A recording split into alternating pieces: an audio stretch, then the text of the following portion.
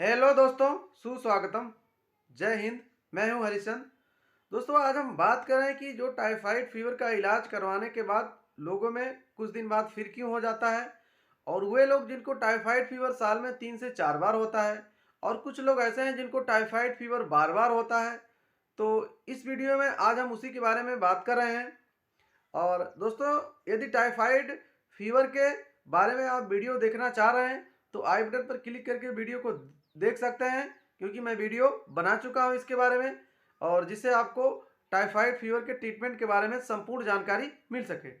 और इस वीडियो में आज हम केवल टाइफाइड फीवर बार बार क्यों होता है उसी के बारे में हम बात करेंगे।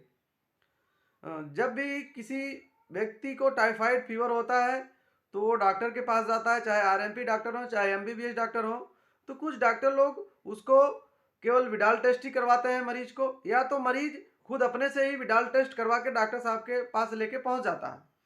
तो डॉक्टर साहब उस रिपोर्ट को देखकर ही 14 से लेकर 21 दिन तक एंटीबायोटिक या जो टाइफाइड फीवर में दवाइयाँ चलती है वो दवाइयों को देते हैं, या तो कभी कभी फिजिकल या सिम्टम के अनुसार दवाइयों को और ज़्यादा तक डॉक्टर साहब देते हैं, या तो कभी कभी सिम्टम खत्म होने के बाद मरीज दवाइयाँ लेना खुद ही बंद कर देता है, या तो डॉक्टर साहब कभी कभी मरीज की कुछ ऐसी कंडीशन को देखकर ही दवाइयाँ को जो कोर्स होता है बीच में ही उनको नहीं करते हैं, बंद कर देते हैं।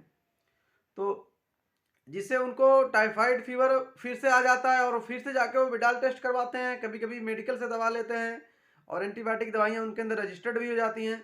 तो ज़्यादा परेशान भी हो जाते हैं वो, और फिर झाड़ फूँक के चक्कर में पड़ते हैं, जिससे उनका स्वास्थ्य और ख़राब हो जाता है, और कभी कभी तो उनको हॉस्पिटल में एडमिट भी होने का पड़ता है। तो इसी के बारे में हम बात करेंगे, इसका ट्रीटमेंट कैसे करवाएं और इसका बचाव क्या है। जब भी किसी व्यक्ति को टाइफाइड बुखार आता है तो केवल विडाल टेस्ट से ही ये टाइफाइड का ट्रीटमेंट नहीं होता है। विडाल टेस्ट एक एंटीबॉडी टेस्ट है। जब भी आपको टाइफाइड फीवर हो तो सबसे पहले आपको ब्लड टेस्ट में यूरिन कल्चर कराना है, और ब्लड कल्चर, हालांकि ये जांच थोड़ी सी महंगी है और ये जांच के लिए टाइम तो लगती है, लेकिन आपको ये मालूम पड़ जाएगा कि जो साल्मोनेला का नाम का जो बैक्टीरिया है वो कैसे और कहाँ से अटैक कर रहा है, अच्छी तरह से इसमें पता चल जाता है। और ये जांच करवाने के बाद आप डॉक्टर की सलाह से ही आप डॉक्टर साहब जितना दिन आपको कहें दवाइयाँ खाने के, 14 से लेके 21 दिन तक उनकी सलाह से ही आप दवाइयाँ खाएं, और उसके बाद आप फिर अपनी जांच कराएं, ब्लड कल्चर और यूरिन कल्चर। और अगर आपको फिर से पॉजिटिव आता है साल्मोनेला का बैक्टीरिया, तो फिर से आप डॉक्टर की सलाह से ही एंटीबायोटिक और जो टाइफाइड फीवर में दवाइयाँ चलती हैं फिर से खाना है।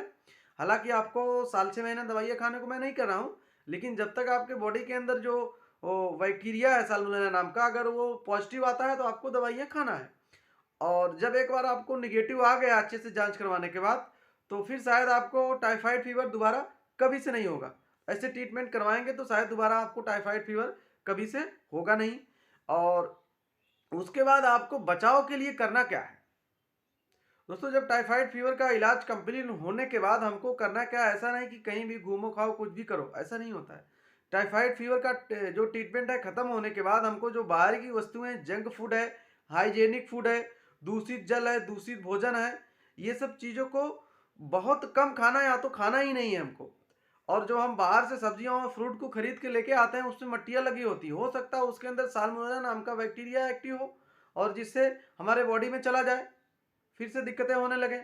और जब भी हम कहीं बाहर जाएं, जो सार्वजनिक टॉयलेट है उसका उपयोग ना करें, क्योंकि सार्वजनिक टॉयलेट और बाथरूम में जो साल्मोनेला नाम का बैक्टीरिया है बहुत तेजी से एक्टिव होता है। और जब भी आप यहाँ से इस बाथरूम और टॉयलेट का यूज करें सार्वजनिक जगह पे, तो हाथ को साबुन से अच्छी तरह से धोएं, और अपने घरों के अंदर भी आप अच्छे से साफ सफाई रखें।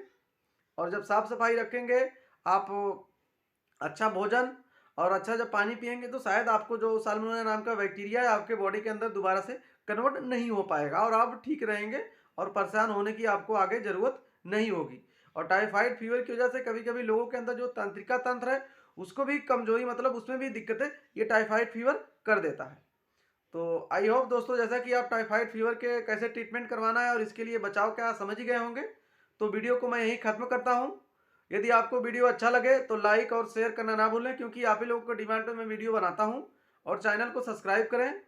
फिर मिलते हैं किसी नेक्स्ट वीडियो में, तब तक के लिए जय हिंद, वंदे मातरम।